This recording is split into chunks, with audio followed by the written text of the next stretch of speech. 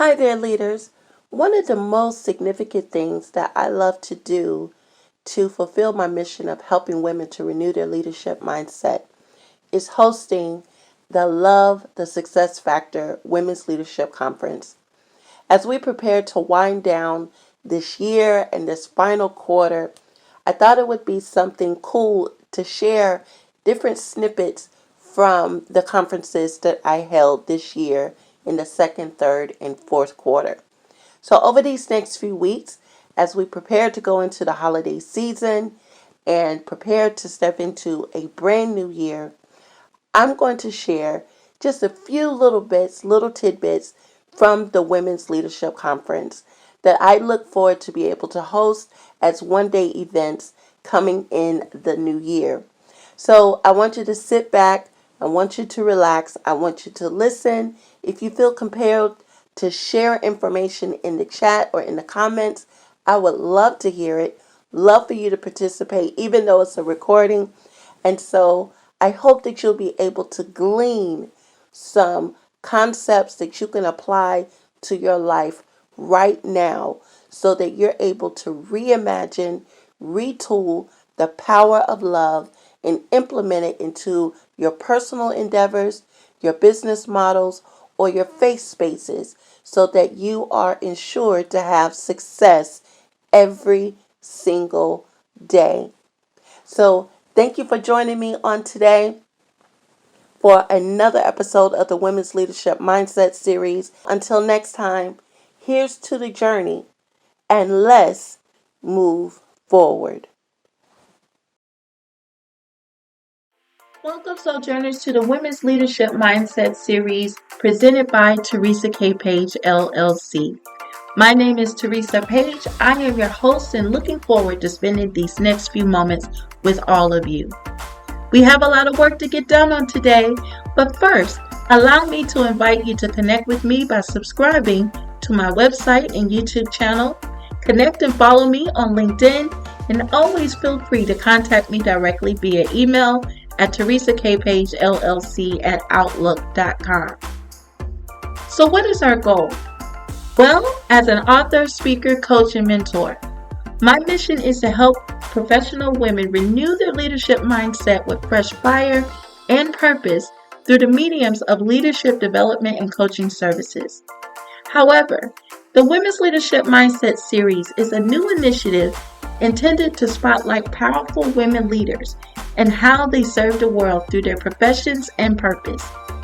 So with the goal to help women realize their unfulfilled dreams and re-energize the leaders they always were, this platform is designed to enhance, empower, educate, equalize, and even emancipate, as our special guests share their entrepreneurial stories, provide valuable resources, and guidance in a caring, professional, and impactful manner.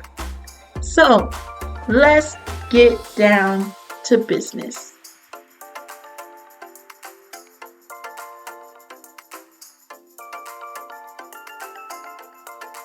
So for our objective here in session 1, our goal, our objective is to reimagine love.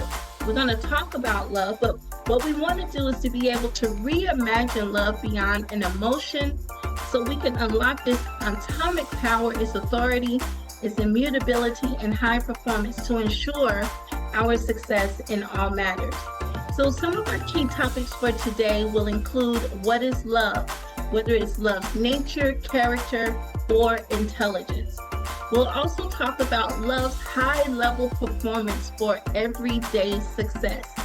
So the goal is, what you will leave with is to learn how to reimagine love beyond an emotion to consider its broad capacity. We will learn how to utilize love as a gold standard measurement so we can evaluate as well as adjust any of our current personal or professional relationships or conditions. And we'll also learn how to retool love as a skill set so that we can enhance our personal, professional, as well as our faith-based relationships, our leadership competencies, our decisions, as well as our creative endeavors. So let's go to work. So everyone, first and foremost, I want to take you with me on a flashback. And I want everyone to go ahead and start preparing to respond, because I will have a question for you in just a moment. So I want you to already go ahead and prepare to make your way towards your keyboard so you can do some responding and engagement. But as we jump in, I want you all to join me on a flashback on how I arrived to this particular moment. So if you can picture it, it's March the 15th, and it's National Women's History Month. And there was a small venue downtown Atlanta. I forget the name of it. It's been so many years ago, back in 2015. But in this room, it was very small, but it was packed from wall to wall with women from all different types of walks of life, whether it was from their ethnicities, generations, continents, or industry. It was a group of women, and every last one of us was a leader in some capacity. And of course, we were there to talk about business. That's why we were there. There was a great panel. But one of the things that really made me pay close attention to this particular event was that there was a particular question, once the Q&A portion of the event opened, there was a particular question that came to the floor that was asked. And it kept coming to the floor for an answer. So here's the question. The question was, with all of the wonderful things that women can do, there still feels like there is a force that is holding us back. What is it? What is it? And so before I go further to kind of talk a little bit more about what our debate was about, I would like for each of you to please come over to the chat really quickly. And I want you to think about, with all of the wonderful things that women can do you still feel like there is a force that's holding us back? Yes or no? So come over into the chat and let me hear your response. Do you feel like there are some forces that are holding women back? Okay, thank you so much, Sarita. Sarita says, sometimes I do, especially at work. Thank you so much for sharing that with us. I definitely feel you on that. And so if there are others who want to jump in with us, go ahead and let's jump in. And so while we're in the typing mood, my next question is, what forces do you think could be responsible for hindering women's progress? What forces do you think could be responsible for hindering women's progress? I'm going to give you a second to think about that and to respond. What forces could be responsible for hindering women's progress?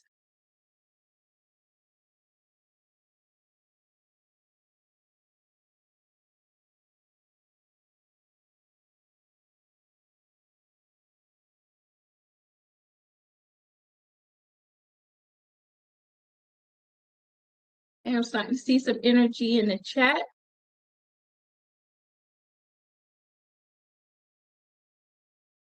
People, lack of experience or experience not recognized. Absolutely, Dr. Bond. Thank you so much for sharing that with us. Absolutely, absolutely. Thank you so much for your participation. So let's move on a little further into this particular flashback. So getting back to the flashback, what was so interesting about this particular question is that it was asked by two different women. Maybe slightly different, but it was still the same type of question. And each time this question was posed either to the audience or to the panel, there was typical answers that was thrown out. I like the answers that you put out, Dr. Bond, and some of the answers that you shared did not quite come up in our debate, but some of the things that did was either low self-esteem, negative self-talk, lack of self-care, abuse, inequality, classism, sexism, racism. All of those things were, of course, thrown out. But what I really found out was that none of these would stick. And so, because we all knew that these were symptoms of oppressive systems, that these were symptoms of oppressive systems, but they didn't quite answer the question. And you could tell that those who were asking the question wasn't quite satisfied. So though we left this particular event energized, that particular question was still left hanging in the air without a consensus, without a conclusion, or even an answer. But nonetheless, even though we could not come to a consensus, this particular experience really changed my life. And I feel that my personal life's mission was revealed in this particular instance. And it became clear to me that my life's work would be dedicated to helping women to take the lid off the capacity, their capacity. And so from there, my life began to absolutely change. And I feel like that my life started to flip totally upside down. And as we move on in other sessions, I will be able to give a little bit more insight about how my life changed and how I went through a series of purpose development to prepare for this particular mission. Because what I found out was that I couldn't help anyone take off their lid until I took the lid off of my own capacity. So stay tuned for future sessions, because we'll get into some of the dirty details of what that felt like. But as my purpose was revealed, at that particular time, I thought that I had all of the necessary ingredients to pursue after my purpose. For one, I was working on my very first book. I just turned in my manuscript. And so I knew that my books would be a part of this particular purpose or this particular assignment. I knew that it would be a part of the platform. And I also knew that either self-discovery and purpose would also be a part of this particular assignment, that they would be some of the core foundational values that would support the mission. And I also knew that I had the passion, I absolutely had the zeal to get this assignment rolling. So I took off, and it has been a multi-year journey into becoming my purpose, so to speak, as well as discovering the answer to that particular question. So after years of pondering and, of course, asking the Lord questions in prayer, either searching the scriptures or even encountering, as I mentioned, some purpose development in real time, I discovered that the answer to the question that was asked those many years ago in 2015, and what I discovered is that it's not so much the issue that of oppressive forces that is holding women back. And I know that just based on what we see in the news, that we could see the trouble that's facing all women right here at home as well as abroad. So women are facing some really tough times right now, as far as oppressive forces of trying to pull us backwards instead of taking us forward.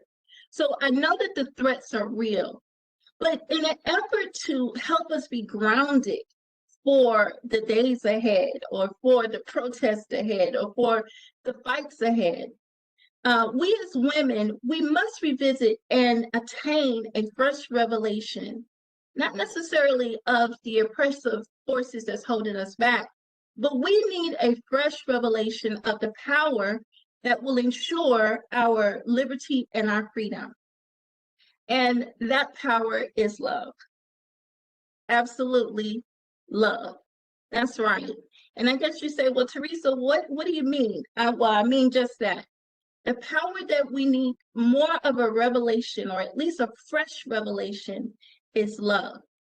Because plain and simple, love is the ultimate key to women's success. The effective power of love, and not just love, it's not just enough to love, but to have a comprehension thereof.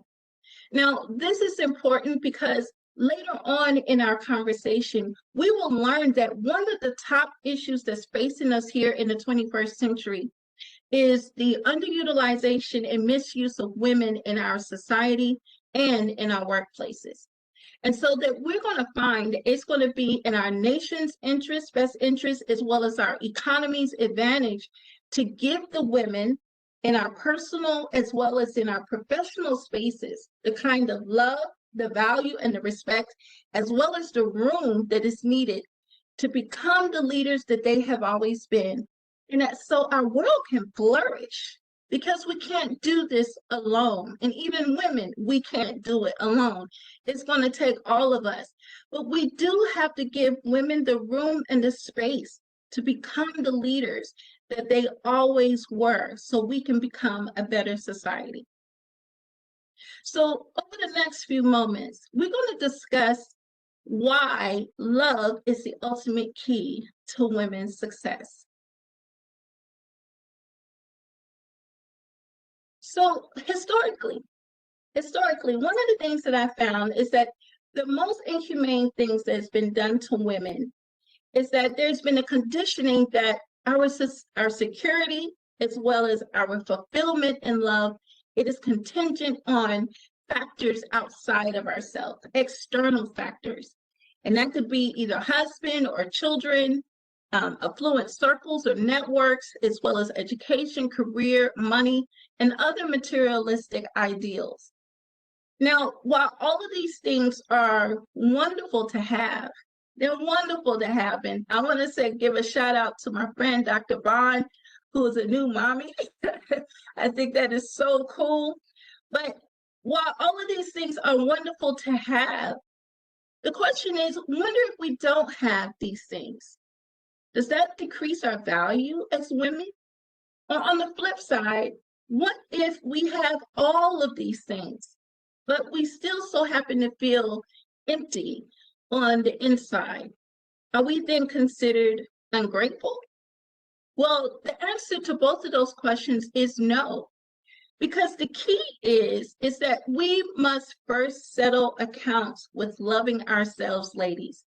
I realize that all of us have our degrees. We are already doing amazing things as leaders. We've already accomplished some big feats. But the more that I engage in business, and especially in networking, I keep bumping into women who hold the title, who have the business, who have all of the other things that come along with being a woman, but yet they still feel devalued, or they're not able to articulate their value.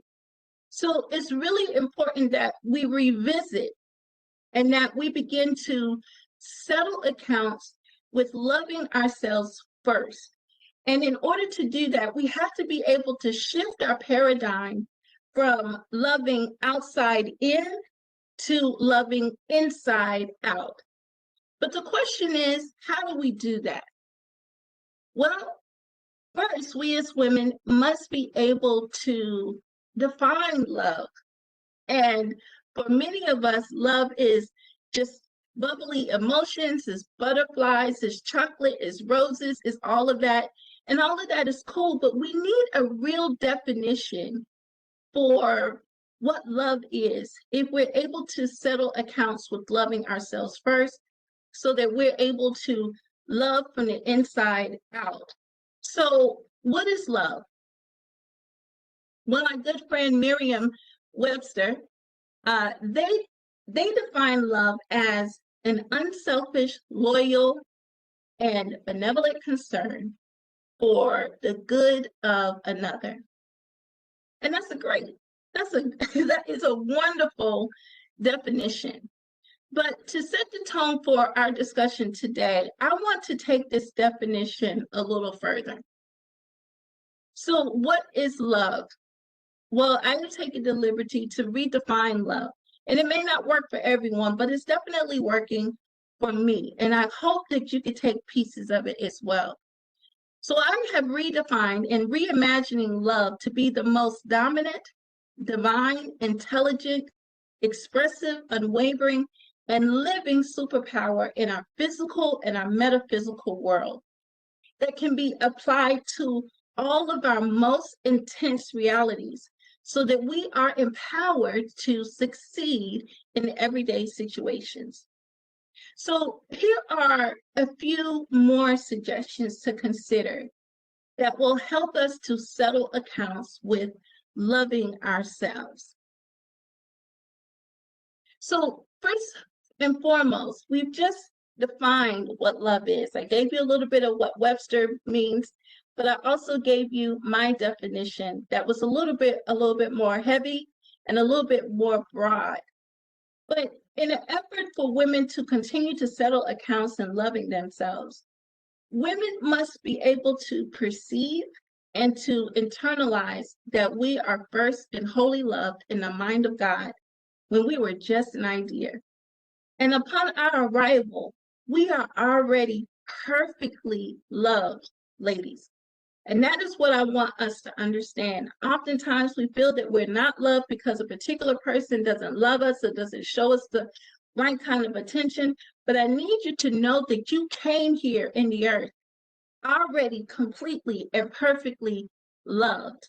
And we need to be able to internalize and be able to perceive that notion. And we must be able to perceive that we are love personified. We are actually a walking, breathing demonstration of love, and that we are formulated in the Lord's genius to thrive here in the earth without apology and definitely without limitation. And we bear the responsibility to unleash our insurmountable favor so that the world will never recover from the favor that we unleash upon it. So we have a huge responsibility, ladies, to be able to leave our gifts and our talents and our abilities here in the earth. So as we talk about other suggestions as far as how to love ourselves, the next thing is that as women, we need to we often dedicate a considerable amount of time towards our professional development. We love education. I believe, if I'm not mistaken, women, or especially Black women or women of color, are the highest educated women here in this particular country, and we don't mind doing it. And I think that's awesome. But we rarely, and I'm not talking about Black women, I'm just talking about women in general, rarely do we take time to educate ourselves about ourselves.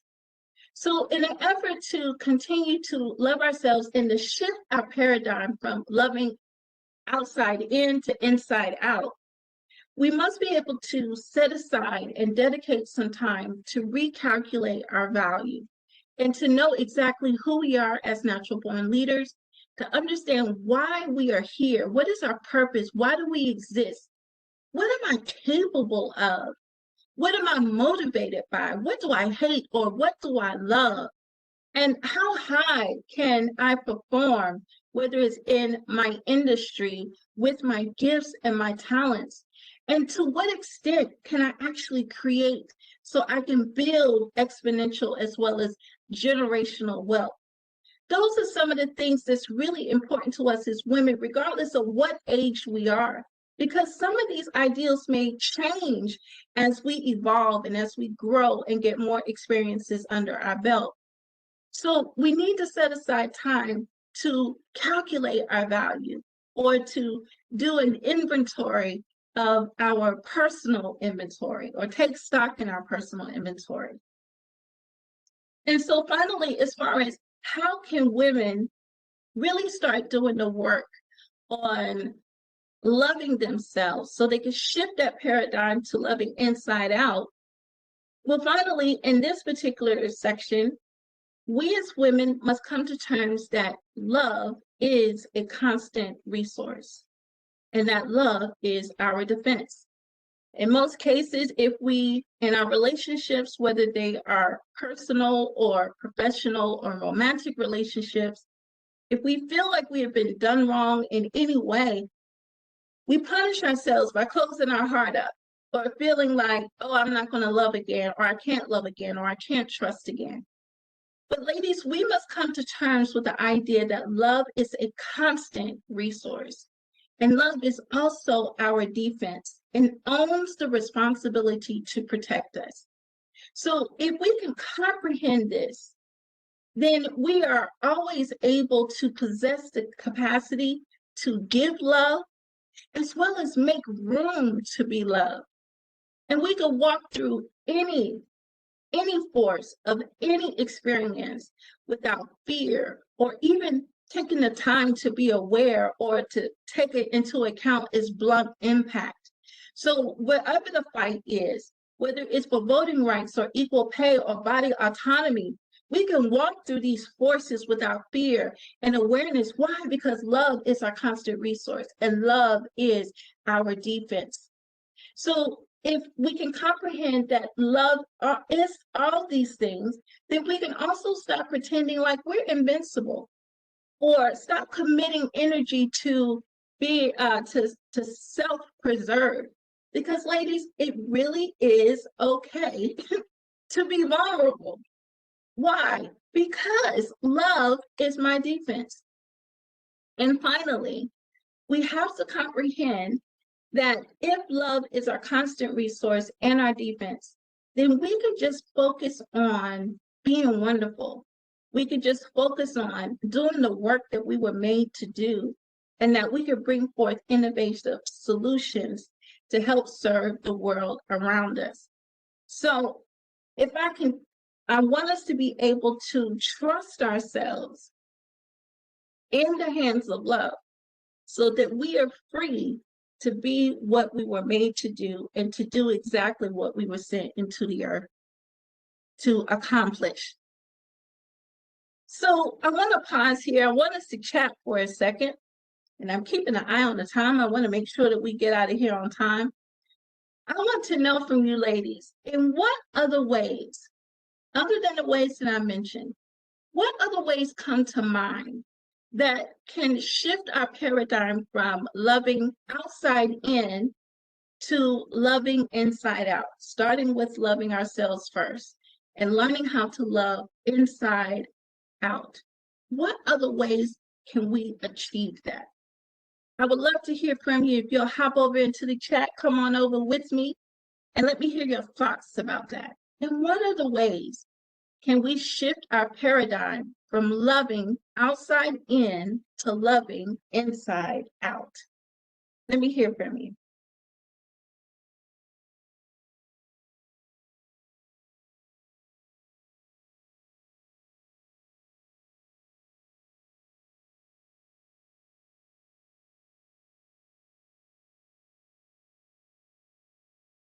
That's all right, Dr. Bond. I love that. You said that I love my self-care days, treating myself, better health. Definitely meditation is a big one. Thank you for sharing that. Yes, self-care is very important in taking care of ourselves. I think I'm going to do a little bit of that when we finish here, Dr. Bond, and get some well-needed rest. So thank you for sharing that with me. And thank you all so much for your participation. All right, so let's move forward. So ladies, did you notice how we use keywords such as internalize, or the word know, or the word perceive and comprehend? I don't know if you noticed that or not, but those were some very important keywords. And let me tell you why. These words are so important because to ensure our success, it is not enough to be loved. We must know that we are loved. The power of comprehension allows us, if we know that we are loved, the power of comprehension allows us to be able to reason, to make sound decisions, to advocate for ourselves as well as others, and to operate at high levels of performance, so that we can never be disarmed by the lesser or overwhelmed by the mighty. That is why being loved is cool. But if you don't know that you love, and a lot of people are truly loved and secure in it, but they don't know about it, and because of that, they do reckless things. But if we're secure in love and we absolutely know, we trust love, then we can make better decisions. We can actually have clearer thoughts, and we are able to advocate, whether it's for ourselves or for others, and of course, perform at high levels.